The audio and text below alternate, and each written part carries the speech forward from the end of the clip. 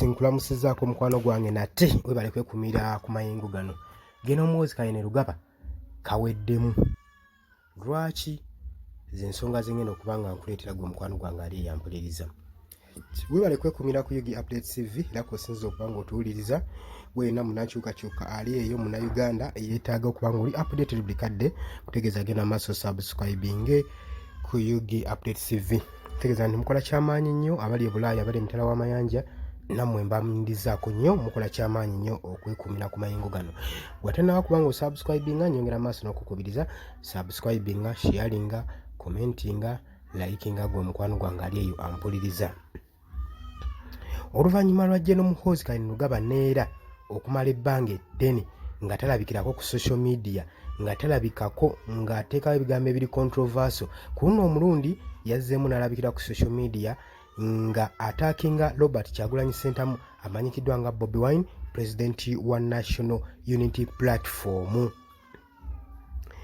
Yawulikiddwako ng'ayogera ebigambo ebitassaamu bakulembeze kitiibwa, vocabularies ekwegamba ezi undermininga omuntu. Tujjukirako ebiseera emabega Robert Kyagulanyi Ssentamu ng'ali mu disitulikiti y'e Soroti bwe yavaayo n'abaako by'ayogera, eggwanga ne limwetikka okunyoomoola Muhoozi Kayine Lugaba. Era ku social media platform bingi byatambula nga Gen. Muhoozi Kayine Lugaba saako n'ab'ekibiina ekya PLU saako ne Balamu nga bagezaako okuba nga badimandinga apology okuva eri Gen. Muhoozi, okuva eri President Robert Kyagulanyi Ssentamu nga bamubanja okuwandiikira Gen. Muhoozi Kayine Lugaba saako ne President Yoweri Kaguta Museveni, ekintu ekitalabikako ddala nga bagamba nti yavudde omukulembeze Muhoozi Kayine Lugaba.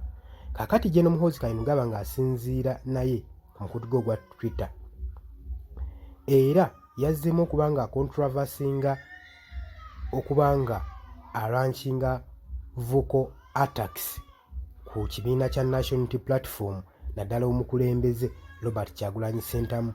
Ono amanyikiddwa nga artist era amanyikiddwa nnyo nga Bobi Wine, ng'ateekinga chance ku mukutu gwe ogwa social media platform ogwa Twitter.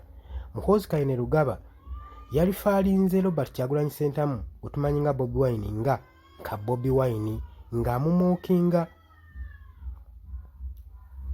era eno appearance yalabikiddwako nga political prediction eri bannabyabufuzi.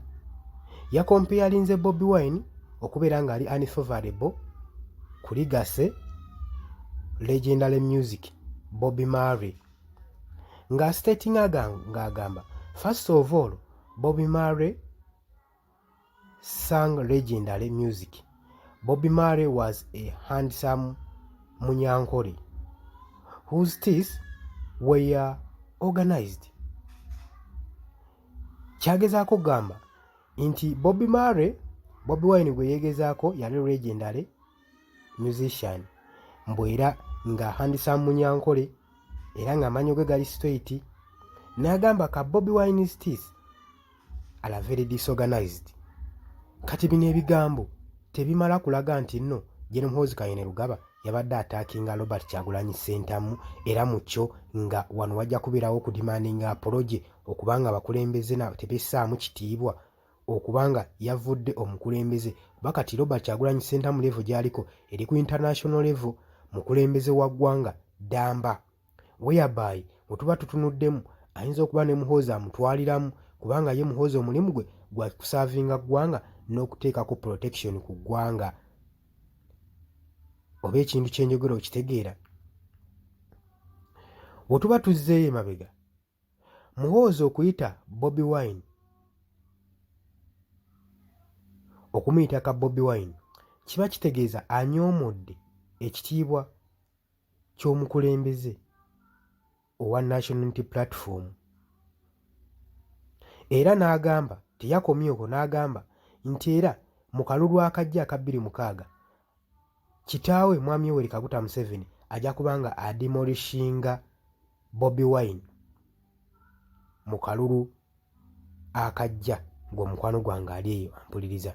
Zino nno remarks yakoze zireeseewo cross reaction mu Ugandan political landscape, naddala abawagizi ba Robert Kyagulanyi Ssentamu okwondoominga statement zino gino Muhoozi yakoze eziringa unprofessional era eziri disrespect era obutassaamu mukulembeze kitiibwa. Tukimanyi bulungi Bobi Wine is a former musician, politician, era abadde ku side nnyo erulinga nga establishinga ebintu byonna okugezaako kutambuza eggwanga era ng'alina popularity mu bannayuganda naddala youth, ng'era ng'ataddewo challenge ey'amaanyi ennyo eri Pulezidenti Yoweri Kaguta Museveni amaze mu bufuzi ebbanga eddene. Muhoozi yavuddeyo n'akomentinga ng'agamba amidist mu masekkati g'ebyo byonna yalwayizinze concern ng'agamba nti political ambition n'ekifu ne positions ebya Uganda naddala mu by'obuyinza naddala mu power dynamics, ng'agamba newankubadde Bobi Wine ataddewo obunkenke eri kitaawe, ye alabira ddala nga kitaawe Mwami Yoweri Kaguta Museveni ajja sobola okuba nga awangula ng'aleebyaleebya Robert Kyagulanyi Ssentamu mu kalulu kano akagenda okuba nga kaddawo gwe mukwano gwange ali eyo ampuliriza. Abangi bye balabye ng'ebirooto kubanga tulabyeko enfunda eziwera nga Robert Kyagulanyi Ssentamu ajja aleebya Mwami Yoweri Kaguta Museveni era nga si muntu gw'oyinza okuddaawo n'oyisaamu amaaso, era mu byobufuzi bya Uganda ono omusajja ayimiridde mu bifo ebimu ebisooka okuba nga yawubidde ba opposition leaders bendera. Katusobola kuva eri n'omuyisa mbuyisa maaso. Jangu mu comment section, jangu liking, jangu sharing. Mbaagala nnyo, mweraba.